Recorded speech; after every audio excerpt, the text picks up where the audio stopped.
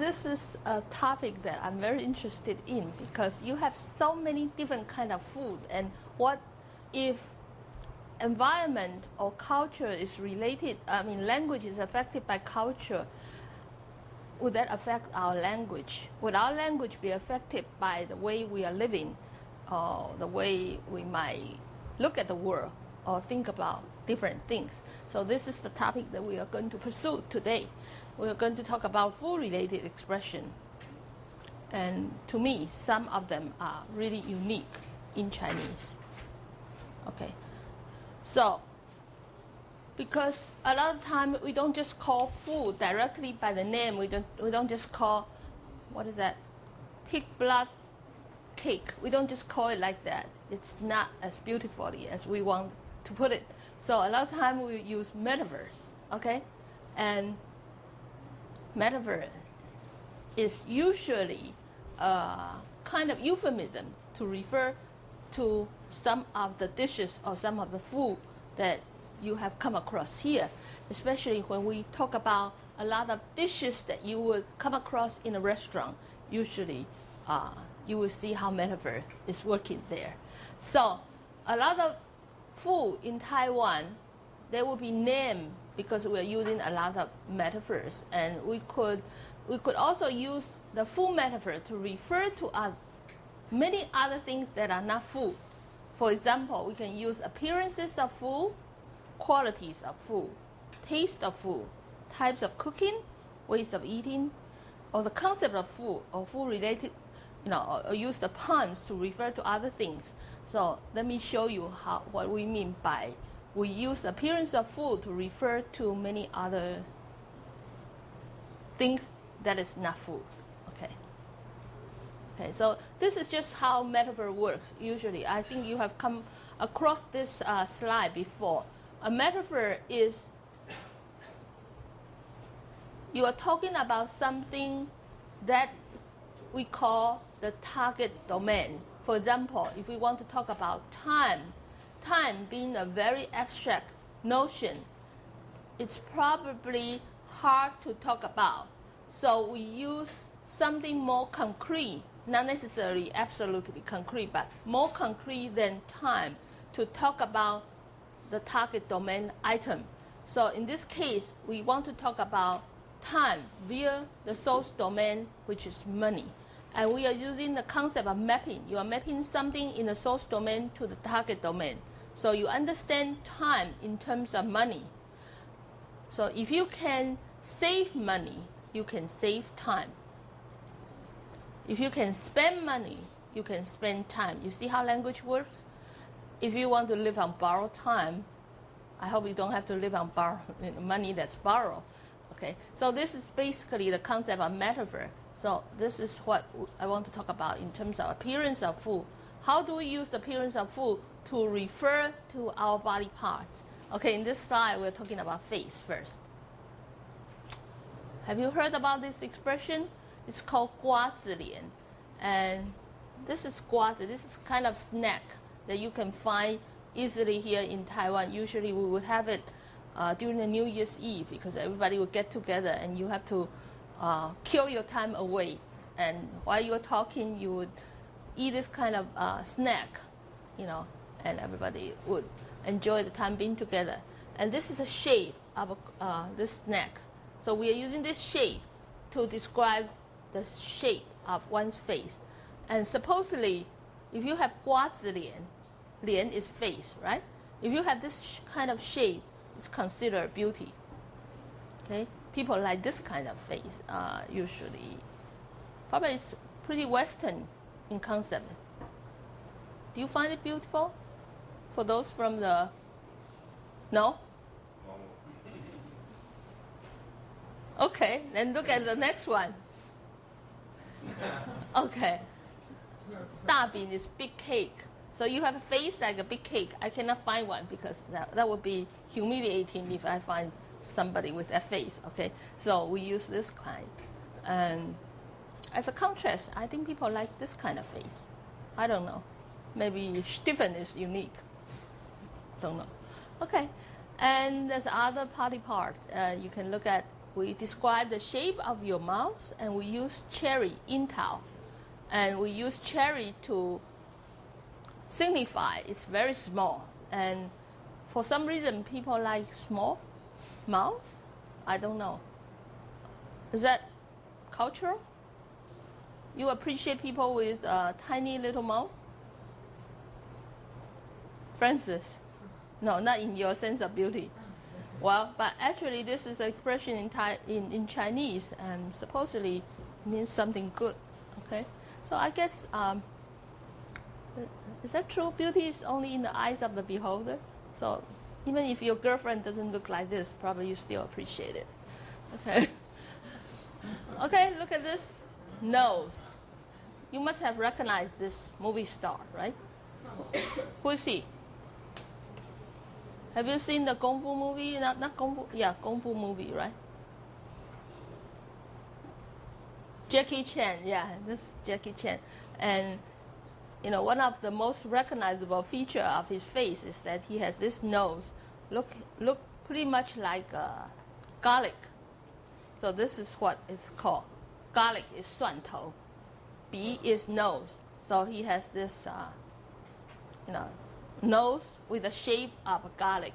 So you see, we are using all kind of food to modify your body part. And look at this. Look at the hair. This, we call this 米粉头. 米粉 is like a, how do you call it? It's a rice noodle. Rice noodle. Okay, that's the kind of rice noodle you eat in the noodle shop.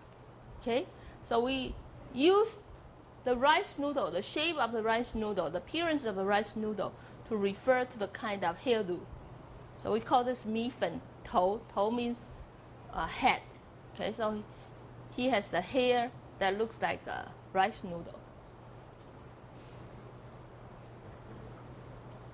Okay. Do you recognize this? That's the tummy. Okay, so if somebody is very fat, we call it like a 鮪鱼. What is 鮪鱼? Tuna, right? So you have a belly of a tuna. That means very fat, you know, because the best part of a tuna is supposed to be the toro part. Right, Tomomi? Toro. That's the belly, right? Yeah, that's the most delicious part. If you eat sashimi, if you eat the raw fish, you're supposed to have the stomach. And we use the word radish, 萝卜, to refer to this kind of shape. If a person is with 萝卜腿, 腿 is the leg, which means not beautiful. Because you don't, in our standard, we don't like this kind of shape. Okay, so you're using appearances of food to refer to many body parts, not just the face, but also the hair, the stomach, the belly, and also the leg. Okay, there are more.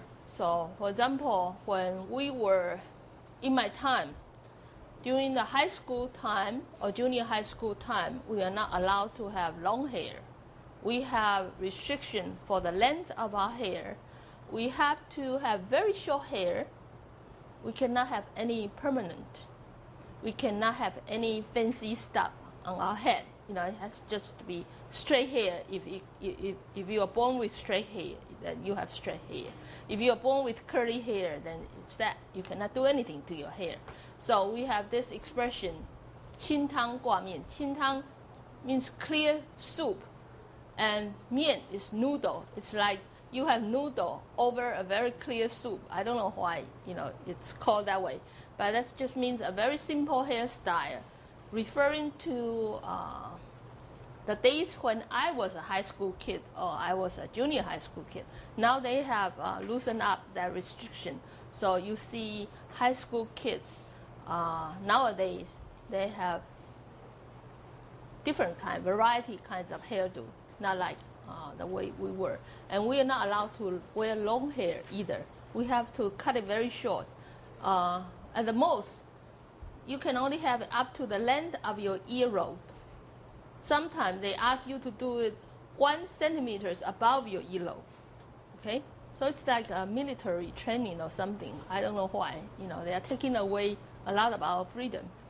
Okay, and you are also using a kind of food called 排骨. That's the spare ribs. And spare ribs usually the meat. You don't see a lot of meat on the spare ribs. So it's related to the concept of being skinny. So you say 瘦排骨. That means you can see all this kind of spare like a spare ribs. A person. Actually, it's his rib. But on the other hand, we are using the winter watermelon, 冬瓜, and we are using, for some reason, we think 冬瓜 is short, very short, and sometimes it's related to fatness also. So we say 矮冬瓜 is being short to refer to somebody who is short and sometimes also fat, but usually just short. Okay, so all these are body parts. You can also have food as object. For example, you probably don't recognize this. This is a kind of pickled kind of vegetable, like a preserved vegetable, and it comes in this crumble shape. So sometimes if you wear a shirt or a piece of clothing which is wrinkled, you did not iron it, it's wrinkled like this, we call it 咸菜. This is the kind of object, the kind of vegetable, 咸菜. 干 is a dry, in the dry form, like you have, make it dry. So you call it 咸菜干, referring to a wrinkled clothing. This is a kind of snack in Taiwan. Originally, it was very famous in the southern part of Taiwan. Have you tried it? Yes? Okay. In Taiwan, it's Monday. How do you say it in Taiwan? Want go? Okay. Anybody who have seen this? Yeah? Okay. What is it anyway? Is it a kind of flour? I think it's rice. You grind the rice and to make a kind of cake, and inside you can put all kinds of food. You can have meat, mushroom, egg, whatever. So in other words, you don't know what you put inside because it comes in like this, and you cannot tell apart. So we are using that kind of shape to refer to the kind of situation. For example, you don't know what's going on. Then you say, 不知道什么, 忘勾. So you are just using this kind of food to refer to something that is unknown.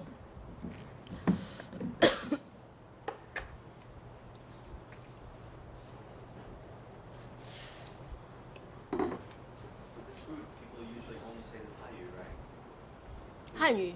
They would only use the Hanyu version of this food, right? Exactly. Okay, very good. Yeah, usually we would do it. But nowadays people are like they translate back from Taiwanese, Southern Min into Mandarin again. So sometimes you will see these words being written, but actually it started from Taiwanese, okay, from the southern part of Taiwan. So you could also have food shape as appearances. For example, look at this. This is the mochi rice in the bamboo leaf, which I told you about a few weeks ago, right? And you see, you have to wrap it. And after you have wrapped it, you have to tie it with the ropes. So when you tie it and you boil it, it comes in different layers and different shapes. So we refer to people who don't dress properly. Like you have a clothing that's too tight. We say like 包肉粽. 包 is the verb to wrap. 肉粽 is this thing, the food. So we are referring to the way that's not properly attired because you are having something too tight on your body. We say, she's like 包肉粽. Like the way she is dressed is like you have this kind of mochi rice. that you're doing this kind of action to her clothing. Okay, so actually you are looking at the similarity of the appearances and you're using that kind of action to refer to the way that she's dressed. Okay, that's a Chinese expression as well. And we also have food for colors. For example, we want to talk about different kind of green. We would use scallion as a way to modify the kind of green. So you say 葱, that's scallion. 绿 is green. So it's like scallion green. How would you say that in English? Scallion green? No, like not any kind of green, but it's like scallion. Unlike scallion green, you could also use the green apple as a way to modify the kind of greenness. So you can say 苹果绿 is as green like a green apple. So just the word green alone can come in many different kind of shapes and hues. So you are using the object, the food, to modify so that it will become clear to you what kind of green you are talking about. The same thing with red. We could say 酒红, 酒 is wine. So you are actually talking about like burgundy red. Okay, but we just use the food, the name of food, to modify the kind of redness so that you will be able to imagine or to picture what kind of redness you're talking about. Or 枣, that's this kind of like a dates. So you say as red as the dates, but actually we make it into a term called 枣红. Okay, and lastly for colors, I have chosen here like yellow, but you have many kind of yellow, so you say orange yellow. 橙 is the word for orange, so it's like orange yellow. So you are using the food to modify the color and come up with a new term to refer to a specific kind of color. Okay? Yeah. Are these types of usages, using food for colors, are they all considered kind of like childish talk? Because, like, for example, I hear a lot of children say 葡萄色, like the color gray. But for an adult to say 葡萄色, it's a little bit strange. But for these, it would be considered okay for adults to use them. No, you see, I don't use the word 色, color here. I'm using the actual color. If you can say 葡萄紫, 紫 is purple. So you can say grape kind of purple. Then that would not be a childish language. But if you say 葡萄色, you're just using the object and plus the morpheme for color.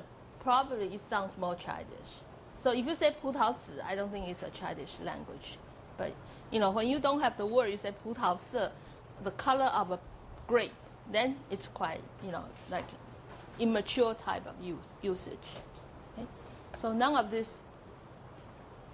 is compounded with the morpheme 色, meaning color. Okay, good. Anything else you want to raise? Okay, so more colors like the chestnut colors, like the tea color. So this 茶色, this is the kind of thing James just asked me about. This is the morpheme for color in Chinese. So because you don't know how to call this kind of color, it's like brownish. How do you call it? Chestnut. In English, you just call it chestnut, right? You just use the object for the color. But in Chinese, you cannot just say chestnut because nobody will understand what is 栗子. They will just think you are talking about the object itself, not the color.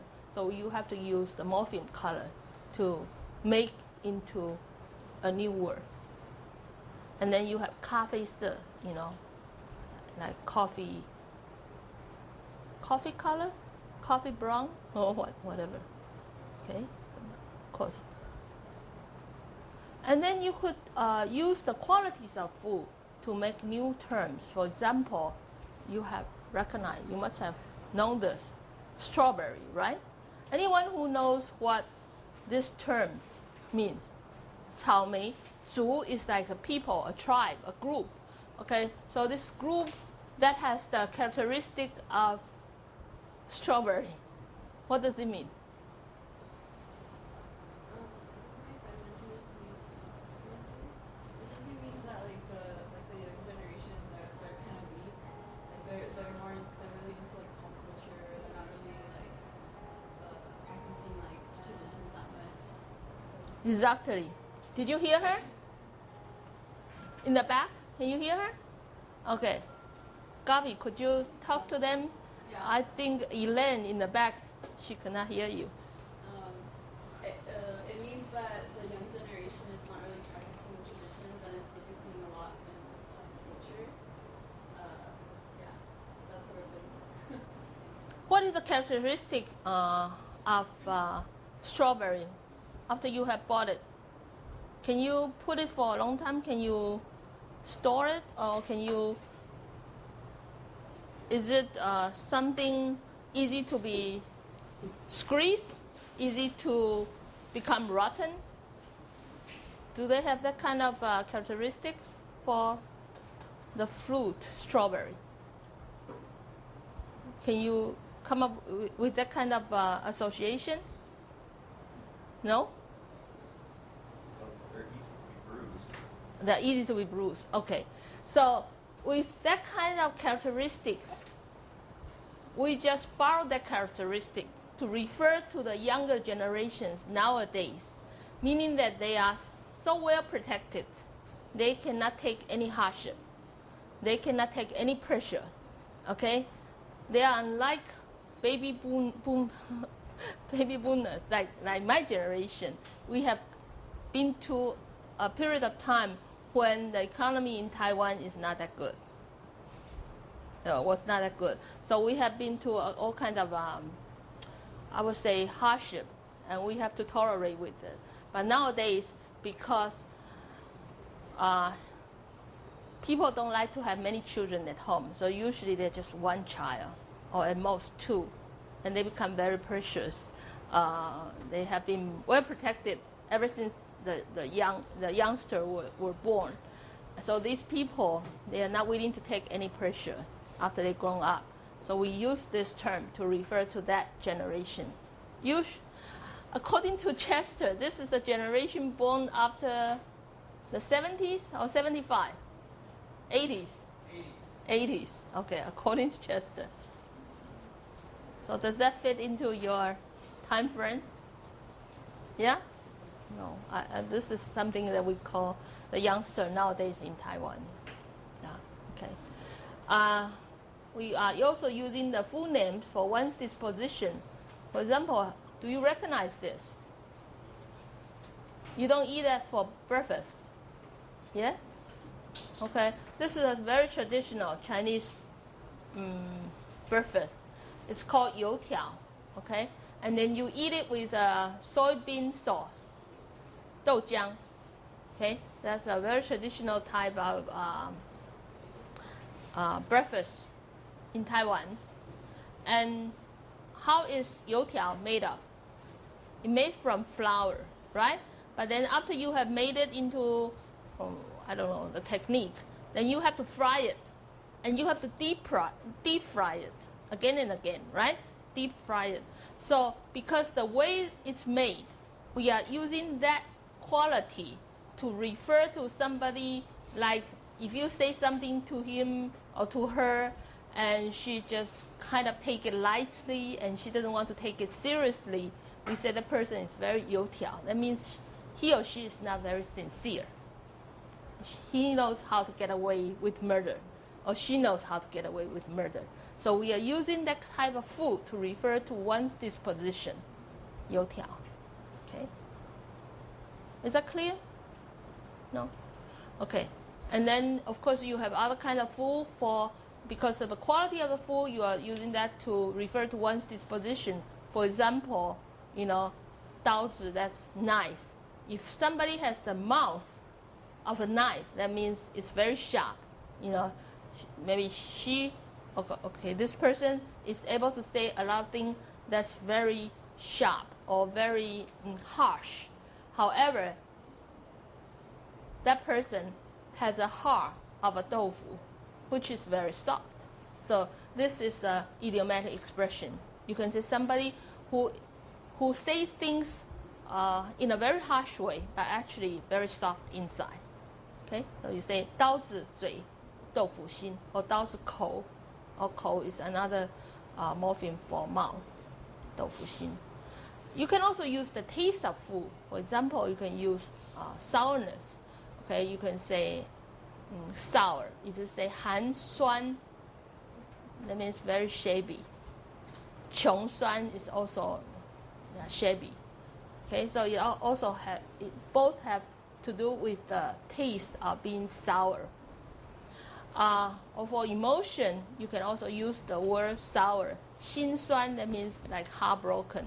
鼻酸 is for nose, right? So it's combined with the taste of being sour to mean that it's like very sad. So 鼻酸 that means you're about to cry, or you're about to feel very sad. Or you can use the taste of being sweet. So you can say 甜美, 甜 is sweet, and 美 is beautiful. 甜美, usually these two comes together, meaning if somebody is very 甜美, somebody is very sweet and beautiful. And 甜姐, 姐 is to refer to girls. So if a girl that is sweet, that is 甜姐, a sweet girl. Or bitter, you can have facial expression related to bitterness. 愁眉苦脸, 愁 is to worry, 眉 is your eyebrow, 苦 is bitter, and 脸 is face. So you're using the bitterness to refer to the facial expression, meaning you are sad or you are worried. And you're using the taste of being bitter to modify the kind of situation. 苦日子 means you have a hardship, your life is difficult. And 困苦, so this is like 愁眉苦脸, you can say the face, you don't see a happy face there. The eyebrows probably are knitted, but this is not very characteristic of what we are talking about. 愁眉苦脸 actually means you have a long face, showing some sort of sadness. And you can use spicy to refer to excitement. So you say 辣妹. Have you come across that expression? 辣 is spicy. 妹 is originally means younger sister, but usually we will use this term to refer to young girl. So a girl that is hot, spicy girl, right? So that's why you have that the chorus group, that singers, so spicy girl, and the translation will be 辣妹, yeah, spicy girl. Okay. And then you have using the spiciness to refer to one's personality or behavior. So somebody who is very 泼辣, it's very spicy and very fierce, very strong. 麻辣 means very fashionable in a very unusual way. Okay. 心狠手辣, 心 is hard, 狠 is being very harsh, and 手 is hand, 辣 is spicy. So 心狠手辣 means you doing things, your behavior could be very cruel. Okay, so you're using this character 辣, spicy, to refer to one's behavior. Okay, and with the flavor of saltiness, we don't have expression in Mandarin to be associated with the word saltiness, but in Southern Min, saltiness is giam, and giam in Taiwanese Southern Min simply means stingy. Okay, if say a person 就giam, that means he or she is very stingy, doesn't want to spend money, or Scrooge. Okay. Now we go into the types of cooking. The types of cooking. We have many cooking verbs in Chinese, and they are used in combination to refer to something that has nothing to do with food or for food preparation. For example, over here you have a new verb called 煎熬.煎熬. It's combined. It's formed by two cooking verbs, 煎 plus 熬. These are two ways of cooking. 煎 is the verb used to refer to when you are preparing fish. Usually you would use not deep fry. You use very little oil on a flat pan, and you put the fish on top until it's well done. That's the kind of cooking called 煎.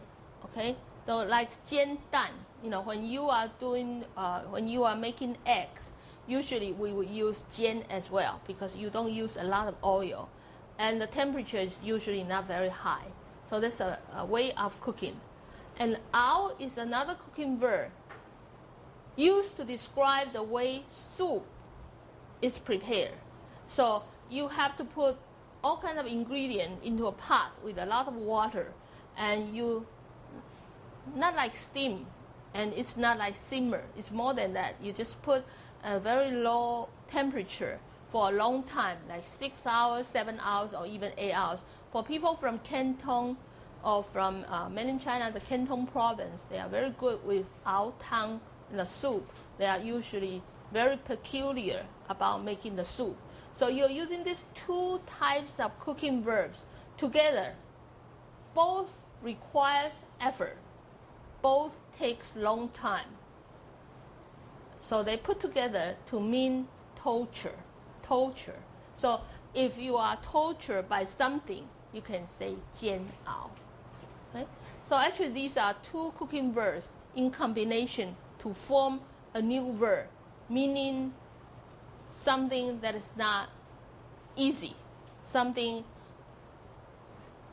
that will put you in torture. Okay?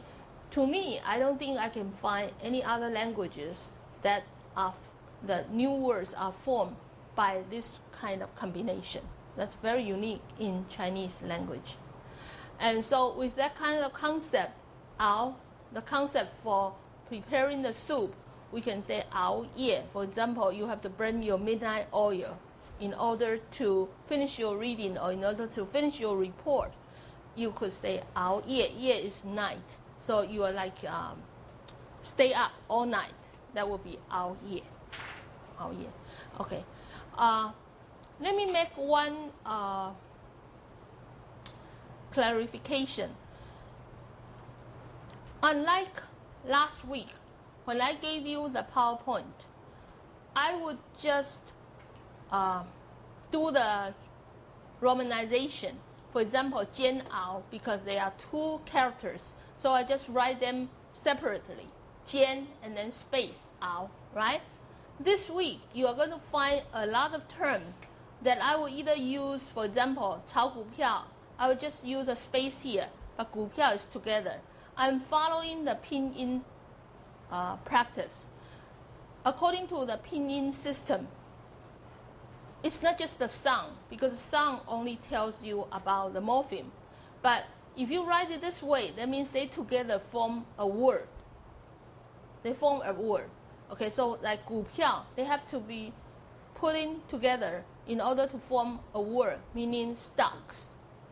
Because if you just write 股 space 票, it does not form a word by itself.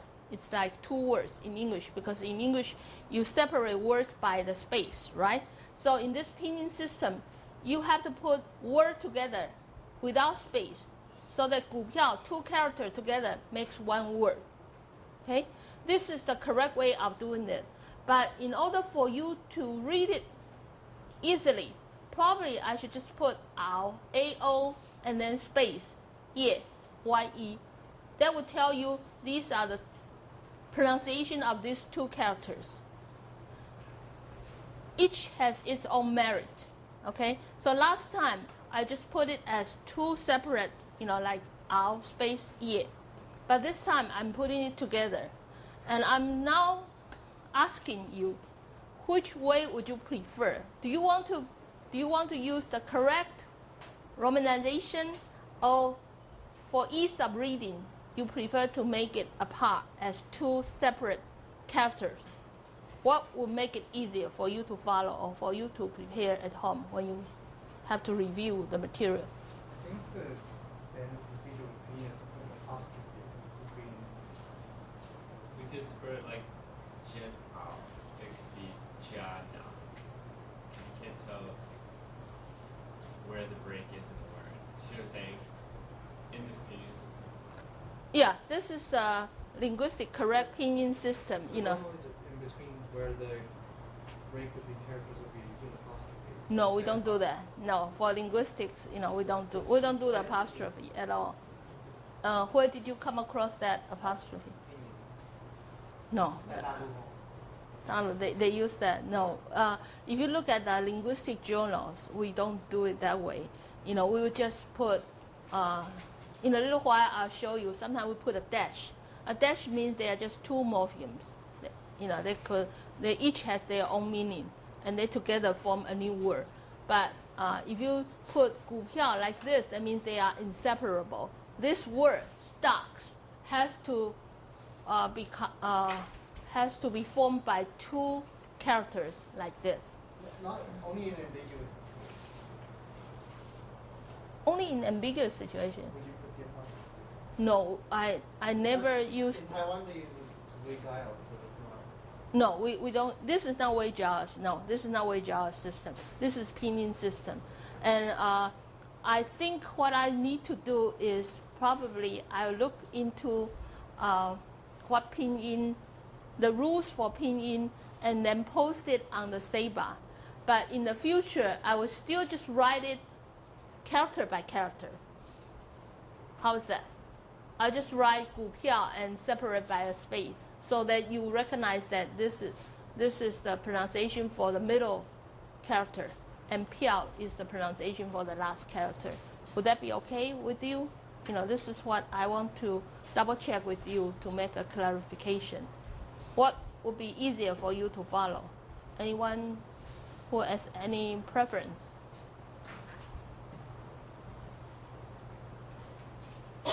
Li Hao. I think you should keep writing it like this, but then add the tone marks to it. And I think You want the tone marked? Okay, you're making life really difficult for us. Yeah, the tone. Yeah, okay. Okay. You could even just put the number. Yeah, I'll just put a number. For example, Chao, I would say CHAO, third tone, right? So I write the 3 at the end. Okay, and so I just make it as one word like this. How's that? Okay, so from now on we do it this way. Okay. And Chao is another cooking verb, like fry, stir fry. Like when you stir fry vegetables, you use Chao. And how could you stir fry stocks? That means you are investing. Okay, you are investing on the stock. And you can also stir fry the land. So that means you are making investment on the real estate, 炒地皮. Okay, so we're using a lot of cooking verb to refer to different kind of action. And here you have another verb called 酝酿, 4th tone on each character. Anyone knows what 酝酿 is? You see this radical on the side. What is this? Remember, we have a character 酒, wine. I'm not sure, but I think like do the Taste.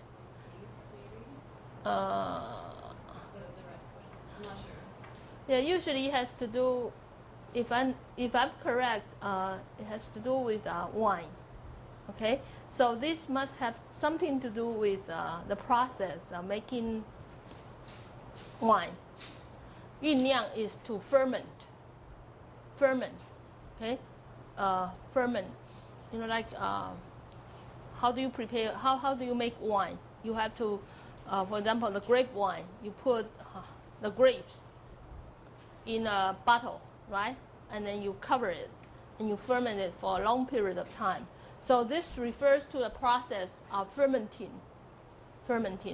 But now, instead of referring to the winemaking, we are using it as a way to ferment, to form. Okay, so that's the process. And ways of eating is also used to make new words in Chinese. For example, we use the character or the verb to eat, 吃, in front of 官司, like you have a lawsuit. If you are being sued, you say 你吃官司. Okay, you're using the verb 吃 to refer to the action that you are being sued. If you are being slammed on the face, 耳光 means people slam on your face, 耳光. And then you use the verb 吃 in front to make it into a new expression. 你吃耳光 means you are being slammed on the face, 吃耳光. So you're using the words of eating to refer to some negative events. But not necessarily negative. It could also be something positive or neutral. If you do something without any obstacle, you again use the verb 吃, and then you see this character 开. 开 means open, and 的 is the resultative compound. 吃得开, that means, you can do things without obstacle. You are, for example, 你吃得开, you even have the connotation of you being quite popular. 吃得开, okay? And then you have other full consumption verbs. They are used to refer to other kind of action. For example, 嚼, to chew, 消化, to digest, 品尝, to taste, 吞, to swallow, 吸收, to absorb. And this I will tell you later, 反刍, that's a kind of action that the cows are usually perform when they eat things. The food will come back again, right? What's the word? We'll see it in a little while, okay? So you're using this kind of full consumption verb to refer to actions that's not necessarily having to do with eating, okay? But all this kind of verb comes from full related concept, okay? Now, more concepts of food. For example, you are using food as object. In terms of the nominal, for nouns, you have, for example, 长期饭票. 长期 means long term.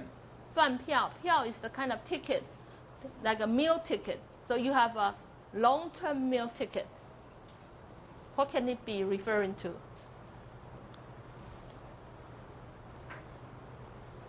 In the ancient time, or maybe not so ancient, women usually don't work outside of the family. After you get married, it's your husband's responsibility to support you. So for a woman to find a husband, it's like you have found a long-term meal ticket. Okay, this is the expression.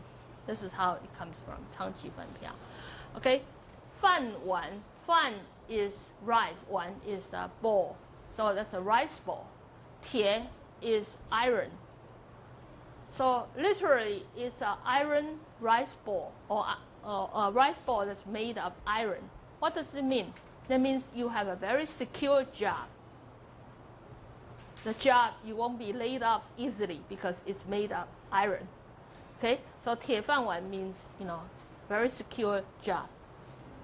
So you are using all this kind of object having to do with food to make new expression. And these are nouns, so I call it nominal. But you can also make it into verbs. For example, so you are using this as event. 豆腐, that's tofu, right? Tofu. So you eat tofu. Tofu eating. What does that mean in Chinese?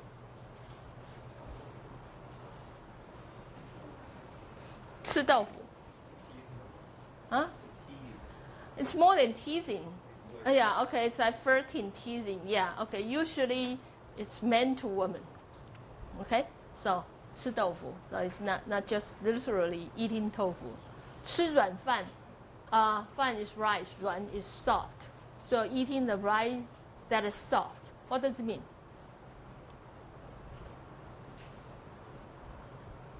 As I said, in the ancient time, or not so ancient ago, it's the husband's responsibility to support the wife. But if that's vice versa, a husband is supported by the wife, or maybe a man is supported by a woman, we would call the man or the husband as 吃软饭. That means, but as I said, this is a different time, a different generation. Probably what I have explained to you does not apply 100% to the societies nowadays. Okay? And 闭门 is to close the door, and 羹 is a kind of soup. Okay? Kind of soup, sticky. And if you say 吃闭门羹, that means you are being rejected. You are being rejected. Okay, 醋, that's vinegar. So you are eating the vinegar. What does it mean? Jealous. Okay, very good. So all these expressions, you don't take it at a face value. They don't use literally. Of course, they could sometimes also be used for literal senses. For example, you could say 我很喜欢吃醋 means I really like to eat vinegar. That is also possible. But 吃醋 has another meaning. Now, together as a verb means jealous. Okay, become jealous. And it could also at a closer level, because at first we have the nominal, then we have the event, now we have the closer level. For example, these are two kinds of food, supposedly. This is from ancient Chinese. It says 鱼与熊掌不能兼得. 不能 means you cannot. 兼 means both. 得 means obtain. You cannot obtain both. What? You cannot obtain both. You cannot obtain both the fish and what is this? 熊掌. That's the bear claw. That's supposed to be a very precious kind of food, right? Okay, so this is a closer level. That means you cannot have the best of everything. You cannot have both. Okay, you have to make a choice. Usually we tell people 鱼与熊掌不能兼得 means you can only choose one. Okay, you cannot have both. Or you have this 生米, that means rice. That's before cooking, raw rice. 煮成, 煮 is to cook. 熟 is already cooked, so it's become rice. So you say 生米煮成熟饭. What does it mean? So the rice, the grain of rice has now been cooked into a bowl of rice that's edible. What does that mean?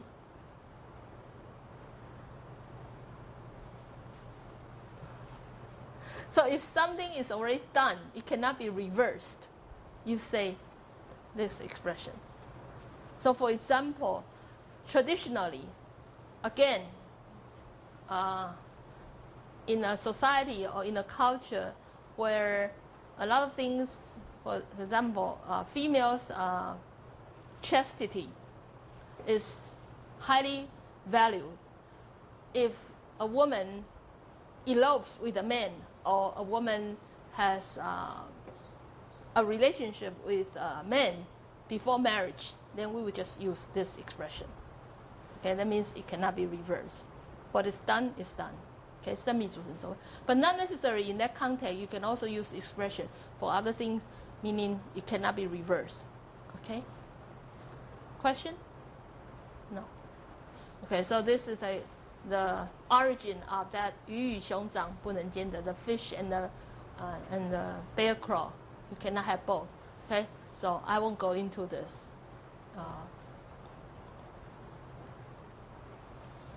Okay, just a few more, then I'll give you a break. We also use food to represent a country. For example, for Korea, we use kimchi. So you know kimchi, right? And for Taiwan, we will use 番薯, the sweet potato. So that's why you have the website called 番薯藤, yam, right? Yam. Okay. And in sports game, this is the kimchi. So you can use again the verb of eating plus kimchi. If you say 吃泡菜, Here, 吃 means to defeat. So if you say 吃泡菜, you can say defeat the Korean team. Okay? So you're using the terms for food to refer to other kind of countries and then combine with some sort of eating verb to refer to an event. Okay, finally, food-related puns. Some of this we have already talked about, so I'm just giving it again. 桂圆, this is a dragon eyes. So you see this 桂圆, okay, this is a pronunciation for 富贵圆满. That means, you know, in a very good condition. Okay. And 发菜, we talk about this, the hair-like vegetable, meaning to make fortune, 发财. Okay. And then you have 年糕. This is the rice cake we would eat during the New Year, because this 年糕has similar pronunciation from, you see this 年高升. That means every year you are stepping one step higher. So meaning you are making more and more money, or you are doing better and better in your job. So you have this 年高 and from 年高升. And then 鱼, the fish, we are using 鱼 for 年年有余, because this 鱼 and this 鱼 meaning you have leftover, you have abundance. They are homophone. So during the New Year, we would have fish as a dish to mean that we would always be well provided. We have more than enough. We have abundance at home. Okay, and then these are just some Southern means expression, which is not what we are covering today for Mandarin, but just for you to see. For example, we will be eating this bean curd, 豆干, 豆瓜, to mean that you will become very famous people with power in the government. 大官, that means, you know, you have a government post. And we are using this leek, 韭菜, to mean it's long, because the pronunciation is similar. And again, the pineapple, 翁来, because we want to use the homophone, 旺来. That means abundance. A lot of good things are coming to you. Okay, so what we have just covered now is you're using either the shape, the appearance, the object, or the quality, the taste of food to make new words to refer to things not necessarily food. Okay, and also you are making new words from this kind of food object. So now we go into the metaphor part, and we have seen in the last hour what metaphor operates. You know, usually you have a source domain and you have a target domain, and you are mapping something from a more concrete domain to a more abstract domain. And if you would allow me to read something from your reading as well. A lot of you probably have come across the writing of I.A. Richards, and he's actually a literary person. He said that we cannot get through 3 sentences of ordinary fluid discourse without the use of metaphor. We think increasingly by means of metaphor that we profess not to be relying on. The metaphors we are avoiding steal our thought as much as those we accept. Okay, this simply tells us that we actually rely on the concept of metaphor in our everyday life with or without your knowing it. And this was a statement taken from I.A. Richards' writing in 1936. Okay, so the study of metaphor is nothing new. However, it was linguistics or linguists and philosophers that make the study of metaphor into a philosophical pursuit and into a pursuit in cognitive science. So in their writing, in the writing by linguists and philosophers, they talk about metaphor has a lot to do with embodiment. In other words, whenever you have a metaphorical expression, it's probably rooted in your body movement, posture, etc. For example, you are using the eyebrow, and the eyebrow, if you have a knitted eyebrow, The facial expression simply means you are not happy, or you are in sadness, or you have something that bothers you.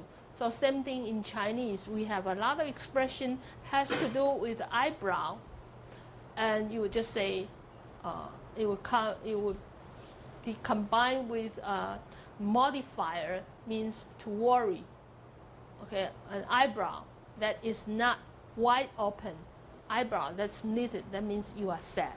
Okay, so the metaphorical expression actually is rooted in your embodiment. Okay, so that's why we call it embodied cognition, because everything started from your body. Metaphors tend to be grounded in common patterns of our bodily experience that have their own corporeal or spatial logic, which are the basis for most of our abstract conceptualization and inferences. So a lot of metaphorical expression actually rooted in our bodily experience.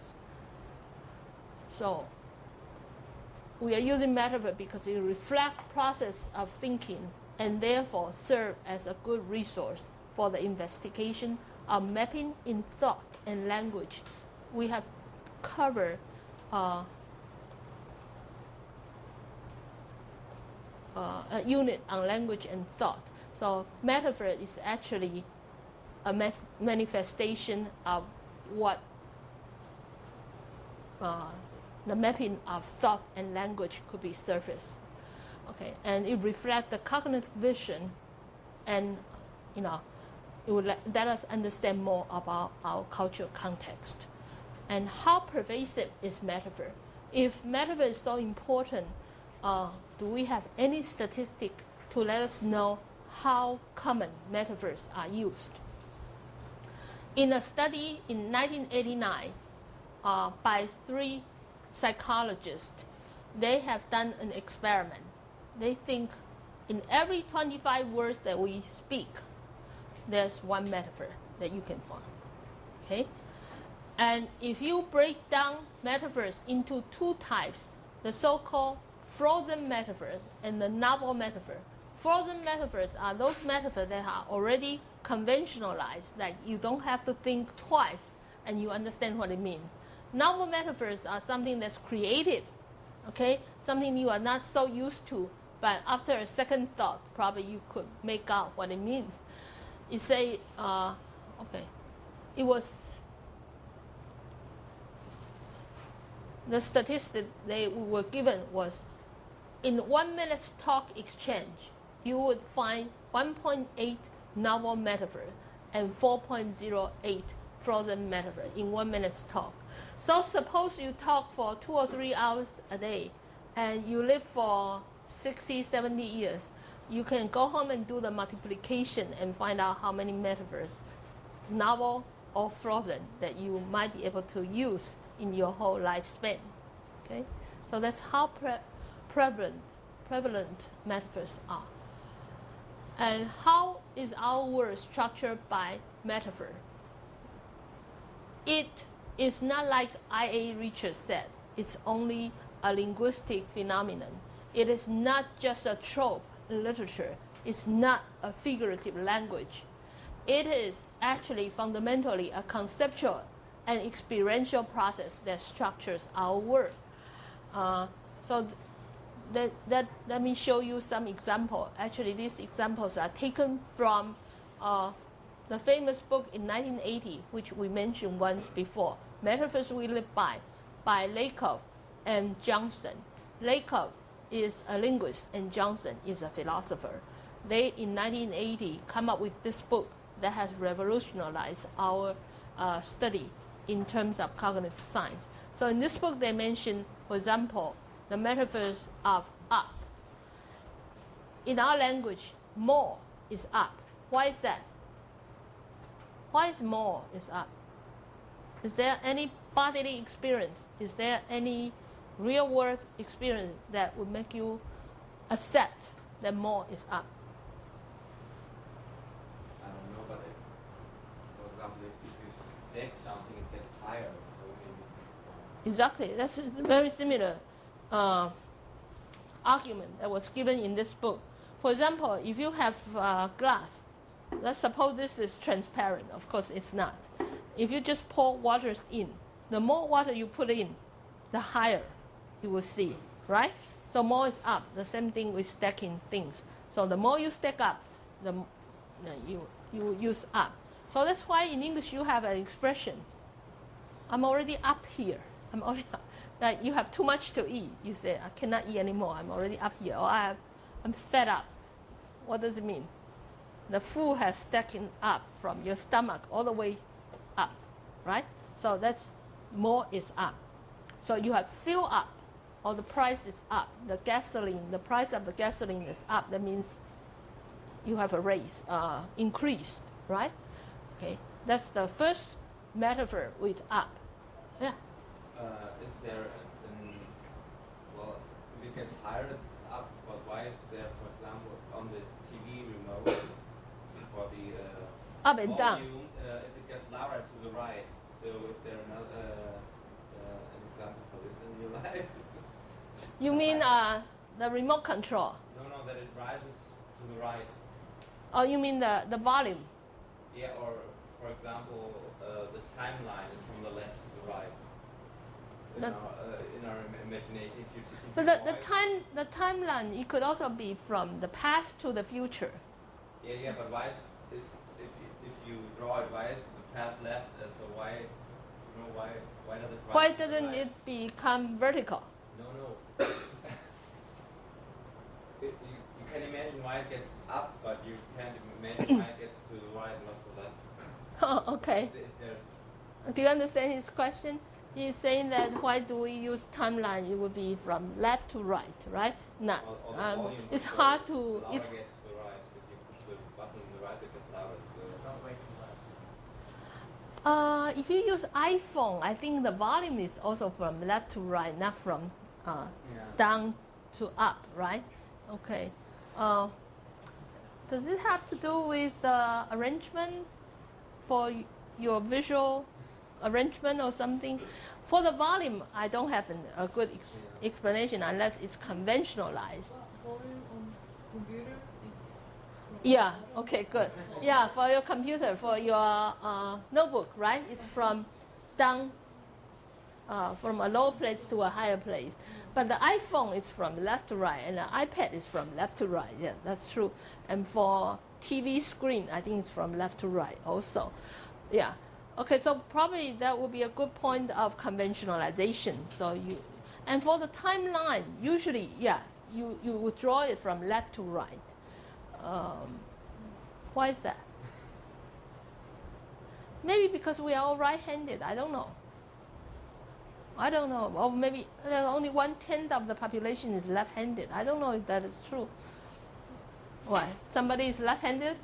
Okay, that's 1/10 of the population belongs to a very clever, very intelligent minority. Well, I'm saying that because my son is left-handed. Well, yeah, okay. So that's probably not scientific. Okay. So the next one is good is up. Can you come up with some expression that good is up? That's the conceptualization we have. What we are talking about now, like more is up, good is up. I'm using capitalized letter because it's kind of conceptualization. And the small dots referring to the linguistic expression that's manifestation of this conceptualization. Okay, so good is up. Why good is up? Any embodied cognition, any body experience that would make you feel good is up? Anyone with imagination? Well, you could say keep your chin up. Keep your chin up. Okay, that's good. That's good linguistic manifestation. That's good example. So if you keep your chin up, that means you are in good spirit. That means good. Keep your chin up is good. Okay. Okay, that's one physical. Yeah. Okay. Thumbs up. Okay. Yes, very good. I think I might even have that question. When you smile, what happened to the corners of your mouth? Goes up. Okay, goes up. And I think that's why. Okay, the whole thing is looking up. Okay, and if you are now you are uphill in your life. For me, it's downhill, right? Okay, so up is good. Okay, up is good. Yeah. Happiness is up. So the same thing like what I said, when you smile, the corners of your mouth goes up. That means happy. Okay, so cheer up. Boost one's spirit. 7 up. That's like the thumb up situation. If you sell a drink, that's 7 down. Would you buy it? Okay. Okay. I think that's why. I really think that's why. Otherwise, why should it be called this way? What's the translation of 7 up in Chinese? Hmm? What? What? Nobody care or nobody bothers to know its Chinese translation. 七换?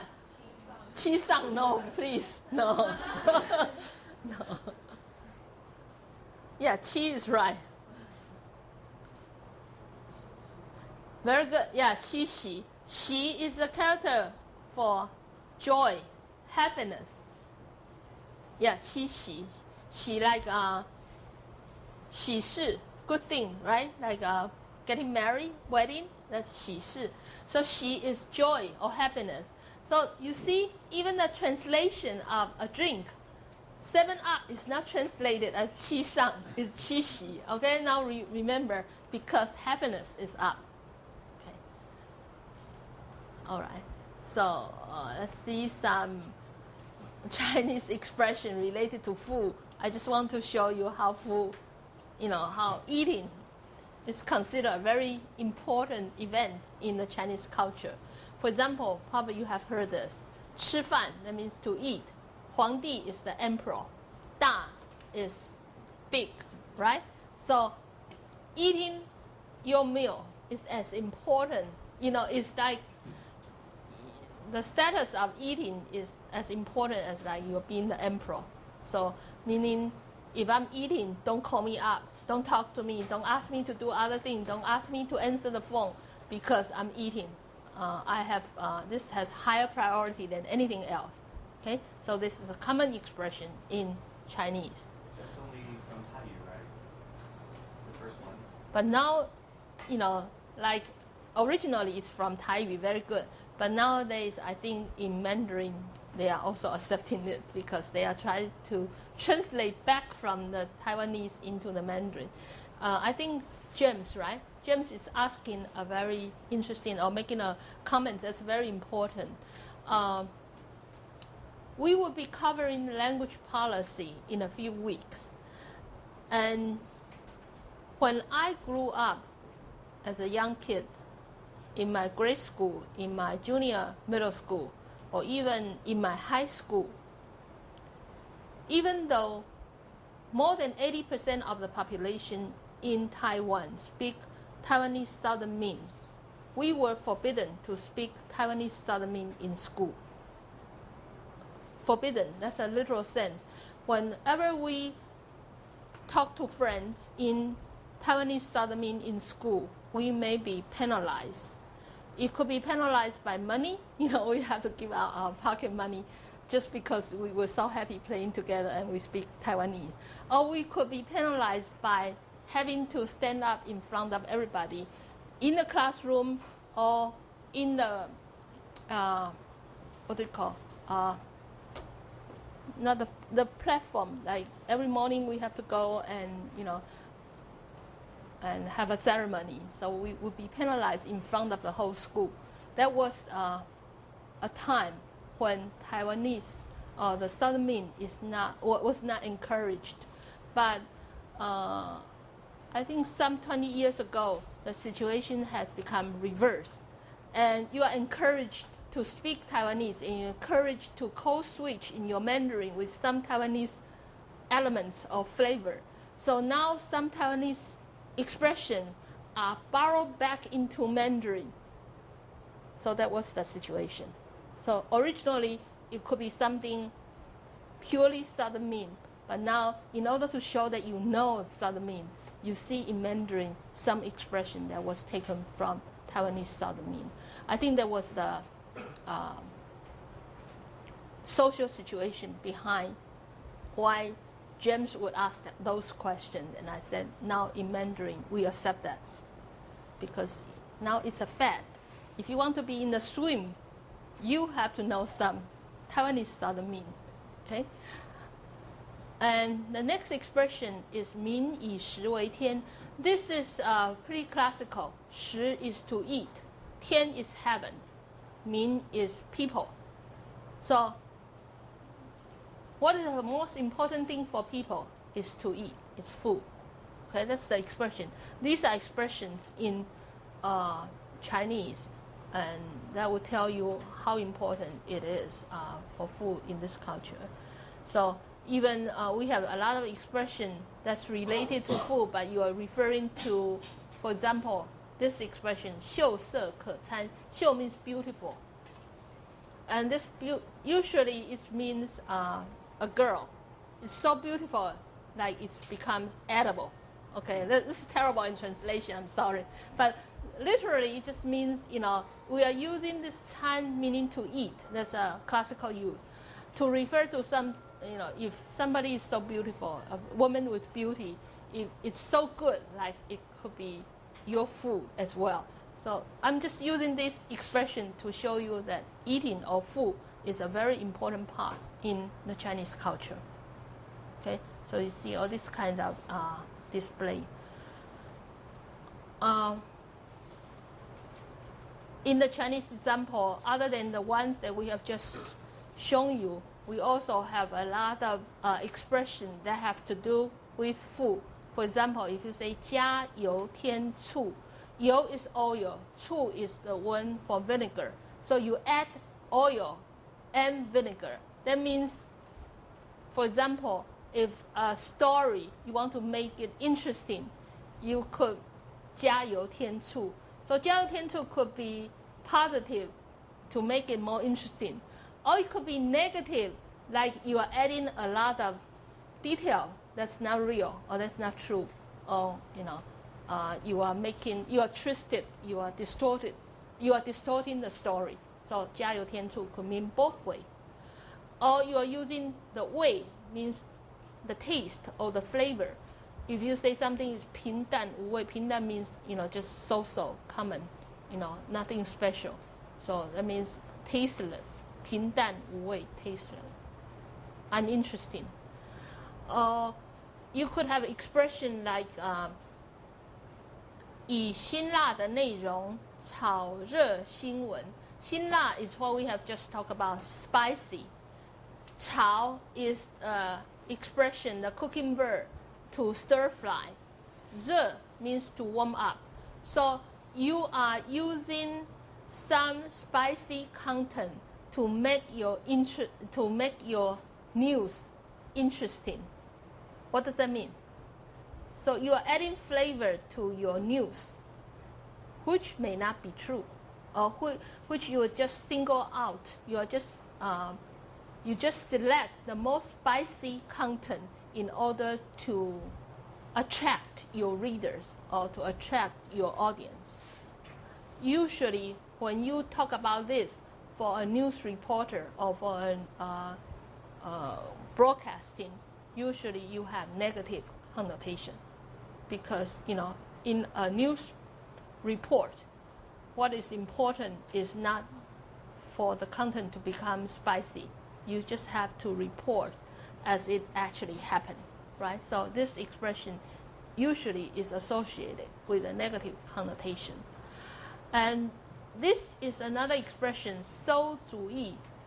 So when the food turns sour, 它馊掉了. Okay, you're using this word to mean the food becomes rotten. Okay, and if an idea is rotten, you know right away it's not a good idea. Okay, so again, you're using something related to food to talk about the idea. And probably you have eaten a dish called 回锅肉. No? Okay, 回 means, literally means return. 锅 is the pot. So to return to the pot, that means, again, right? So if you originally have some meat that you have already prepared, but you did not finish eating it, you have leftover. So you put it into the pot again to make it into something else. That is called 回锅肉. Okay, that's the meat. But 回锅simply means to return again. For example, if somebody has become the chair of a department, and after a certain years, he or she is re-elected again as a chair, we call it 回锅. That means to come back again, to repeat. And this is ao. Again, ao is meaning, the long process of preparing your soup, right? So ao is a long process. Ao chen po. Here po means what? Your like mother-in-law. So again, in ancient time, the mother-in-law has the authority to boss around the daughter-in-law. So every daughter-in-law has one hope. That is one day, after this long process of hardship, she will become the mother-in-law, and then she can mistreat the daughter-in-law again. So everybody wants to 熬成婆. Okay, this is the expression, how it comes. So it has a lot of social background behind. Okay, nowadays, I think it's the mother-in-law that's mistreated by the daughter-in-law. I don't know. Okay. So again, you are using the verb 吃 to eat. If you say 吃定小职员, 小职员 is like low-ranking employees. So 吃定小职员 means you are taking advantage of the low-ranking employees. For example, the boss. Okay, he could make the low-ranking employee to work overtime without overtime pay, or to do a lot of things that's not related to the job. That would be this 吃定. That means to take advantage of.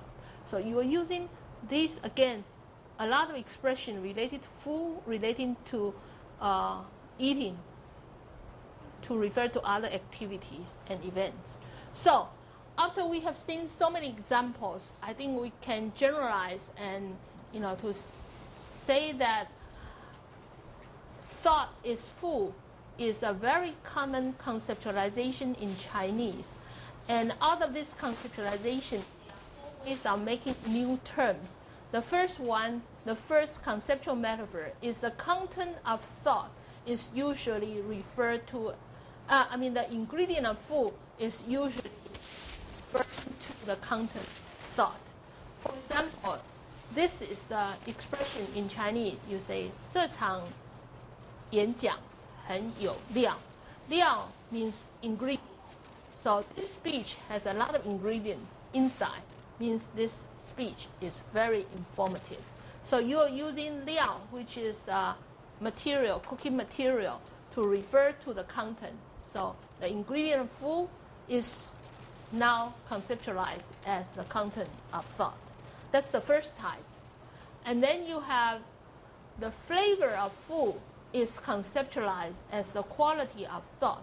So the flavors such as sweet, okay, or honey, that you have the sweetness. So they are used to modify word, 言 or 语. So you have 甜言蜜语, you have sweet words. You are using the flavor of food to modify, to refer to the quality of thought. So 甜言蜜语, the quality. Here thought is generalized to mean language as well. So language, speech, thought, etc. Is represented by this capitalized thought here. The third type of conceptualization is you are using the preparation of food as the formation of thought. So this is the word, the verb that I have just asked you, 酝酿, to ferment. So 酝酿一个新的议案, 议案 is a proposal. So it's to ferment something to come up with a new proposal, to form some sort of, you are using a verb referring to the preparation of a kind of food, which could be wine, to mean the formation of your thought, come up with a new proposal. And last, okay, so this verb we talk about 煎熬. Those are the two verbs in combination, each referring to a different types of cooking, right? So 煎熬 together. Two ways to prepare food, and which are time consuming and to mean torture. Okay. Lastly, you are using the way to digest your food to refer to how thought is understood or comprehended. So you say, this is the word, the verb I promised you, 反刍, rumination, right? That's referring to a special way of what? Digesting the food. After the food goes down, it could come back again. What kind of animal has this kind of format for digestion? Cows, yes, cows, right. Okay, cows. So, 以反刍的方式消化旧有知识.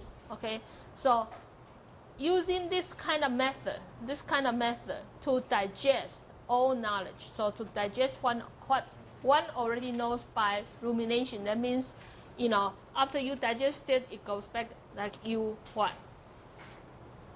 Rethink of what you have digested. You rethink of what you have consumed.